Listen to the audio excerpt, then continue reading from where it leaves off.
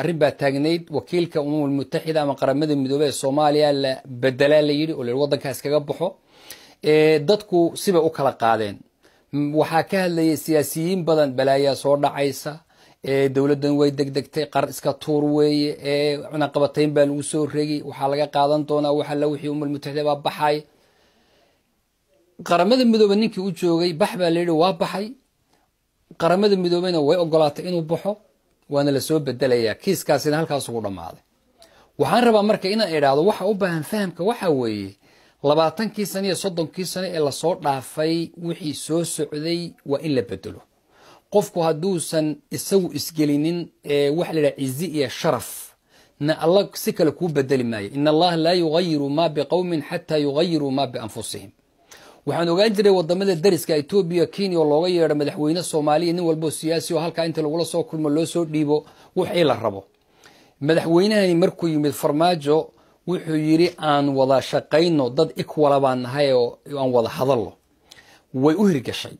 Carabta Sacuudiya Imaaraad iyo fulaan ba saarta ka yeeli jiray iyagana waxa la yiri aan wada hadalno umamul mutaxida qaramada midoobay ba hadda qaabtay loola dhaqmaya bini aadamku hadaadan adigu iscizaynin oodan sharaf isu yeelin oodan madaxaaga kor u qaadin cidna ku qaadi mayso dabkii waxa lagu gubto ayaa dambaskiisa laga leexdaa waa ina dadka leeyahay aan wada hadalo waxyaabaha cajabta badan oo cajab geliya la yaab kale iyo inhizaamka daaqiliga gudaha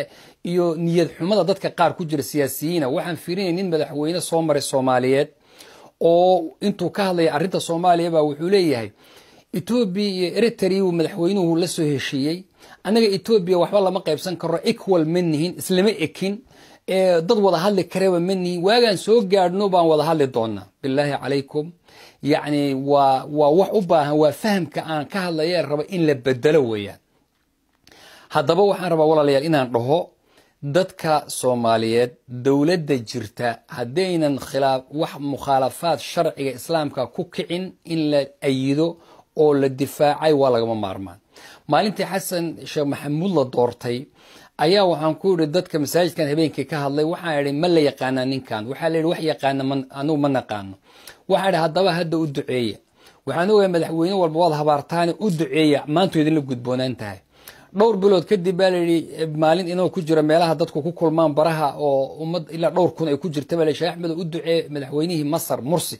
waxa intaan Mursi u duceynin horta madaxweynaheena u duceey ma dhahdaan marka waxaan ka wadaa mar walba dawladda jirta anaga qof hebel iyo hebel ma aha muhiimadu ee waxa weeyaan sharafta Soomaaliya karaamada Soomaaliya siyaadada Soomaaliya in la difaaco waa laga maarmaan weeyaan